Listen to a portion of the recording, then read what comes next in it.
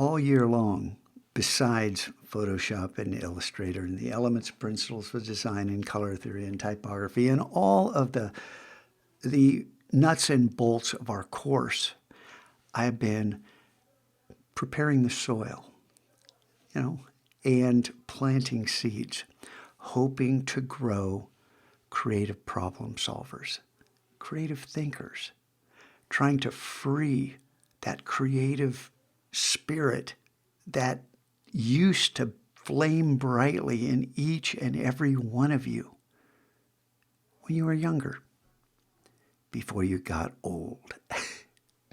And I mean, that must sound funny coming from a 67-year-old, but sometimes I think I'm younger than most of you guys when it comes to thinking and exploring, being curious, trying to solve problems.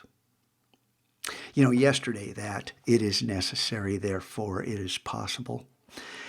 And today's they can because they think they can. This might be attributed to, what was called New Age thinking a few decades ago that, people laughed at. Oh, you think you can change the world by thinking about it? Your mindset determines what it is you will be able to do. If you think you can't do it, you can't. And that is a fixed mindset. If you think you haven't done it yet, but you'll figure out a way, that's a growth mindset. So the quote from yesterday, that guy died before I was born. And this guy, this quote, this is over 2,000 years ago. So this isn't New Age thinking. This is old school thinking. And, if you're a spiritual or religious individual, I bet there is something like this in the book that you venerate. Or not. But the point today is solving problems, trying to get you guys to think creatively. And I'm going to go on a tangent here. What is this? I'm going to switch out to the desktop picture. This is a screenshot from No Man's Sky, a game. With all of these different panels, all of these different tabs, and each of these tabs has multiple panels in it with multiple sets of graphics. This is a complex, rich, almost infinite game created by a fairly small game company in England. And yeah, I link out to No Man's Sky, and you can poke around there for a couple minutes, but I don't want you spending a lot of time there. You can do it at home. But they created what probably is the largest game ever created when it comes to the amount of territory covered, because you could visit a planet every second for billions of years and not visit all the planets that are awaiting to be discovered. And they did it with procedural code. Cool. What's the point? What's all this about? Our game has three primary currencies. This game has three primary currencies. And then there are all these items in all these panels and all these tabs. We have the equivalent of this built into Gameful. We have infinite loop, where in your inventory, which we have not even used this year, you can populate it with different raw materials. And instead of raw materials, think of it as the building blocks of the curriculum.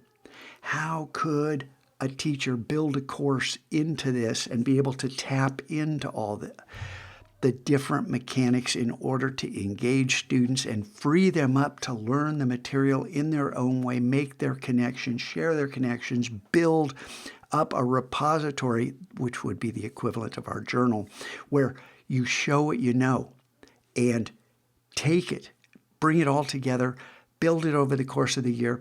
And at the end, you don't take a test, you share your discoveries. And it just seems so necessary.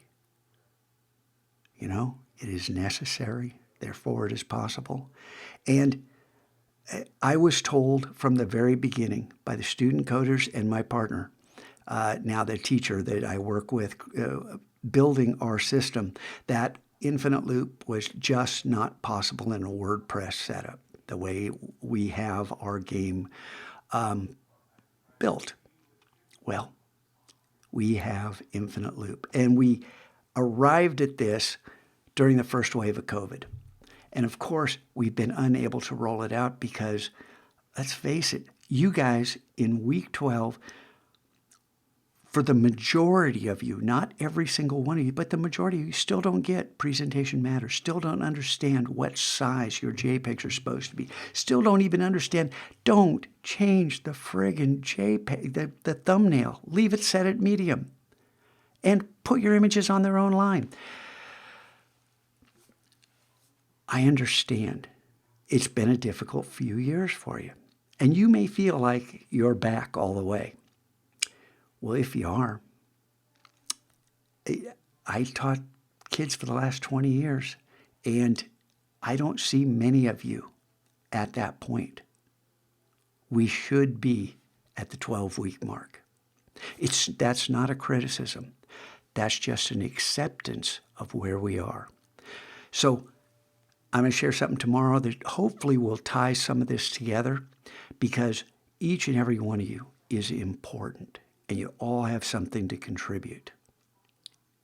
A few of you, are going to rise above and be superstars in your own way. But being an academic superstar and being a human superstar are two different things. And that human superstar, the person that cares and shares and is giving, that's something each and every one of us can do, if we choose. There's that choice again.